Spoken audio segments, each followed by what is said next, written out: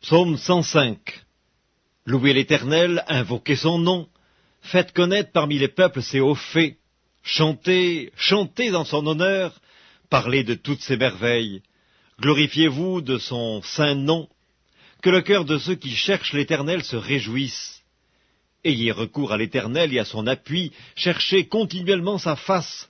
Souvenez-vous des prodiges qu'il a faits, de ses miracles et des jugements de sa bouche, postérité d'Abraham, son serviteur, enfant de Jacob, ses élus.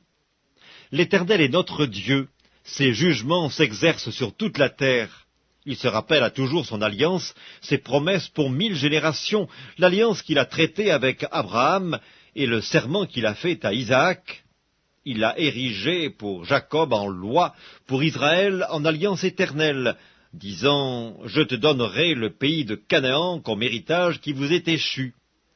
Ils étaient alors peu nombreux, très peu nombreux et étrangers dans le pays, et ils allaient d'une nation à l'autre et d'un royaume vers un autre peuple.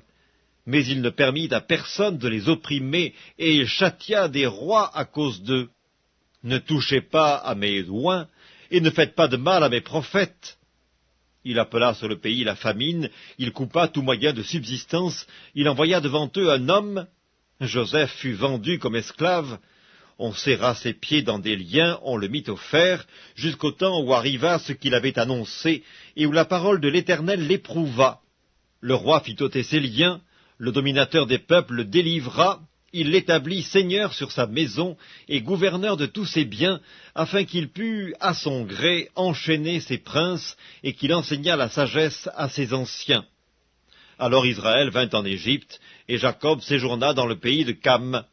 Il rendit son peuple très fécond et plus puissant que ses adversaires. Il changea leur cœur au point qu'ils haïrent son peuple et qu'ils traitèrent ses serviteurs avec perfidie. Il envoya Moïse, son serviteur, et Aaron, qu'il avait choisi. Ils accomplirent par son pouvoir des prodiges au milieu d'eux. Ils firent des miracles dans le pays de Cham. Il envoya des ténèbres et amena l'obscurité. Et ils ne furent pas rebelles à sa parole. Il changea leurs eaux en sang et fit périr leurs poissons. Le pays fourmilla de grenouilles jusque dans les chambres de leur roi. Il dit, et parurent les mouches venimeuses, les poux sur tout leur territoire.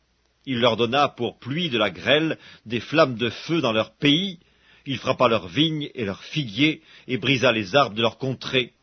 Il dit, et parurent les sauterelles, des sauterelles sans nombre, qui dévorèrent toute l'herbe du pays, qui dévorèrent les fruits de leurs champs. Il frappa tous les premiers-nés dans leur pays, toutes les prémices de leur force. Il fit sortir son peuple avec de l'argent et de l'or, et nul ne chancela parmi ses tribus. Les Égyptiens se réjouirent de leur départ, car la terreur qu'ils avaient d'eux les saisissait. Il étendit la nuée pour les couvrir et le feu pour éclairer la nuit.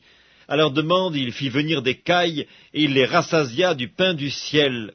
Il ouvrit le rocher, et des eaux coulèrent. Elles se répandirent comme un fleuve dans les lieux arides. Car il se souvint de sa parole sainte et d'Abraham, son serviteur. Il fit sortir son peuple dans l'allégresse, ses élus au milieu des cris de joie. Il leur donna les terres des nations, et ils possédèrent le fruit du travail des peuples, afin qu'ils gardassent ses ordonnances et qu'ils observassent ses lois. Louez l'Éternel.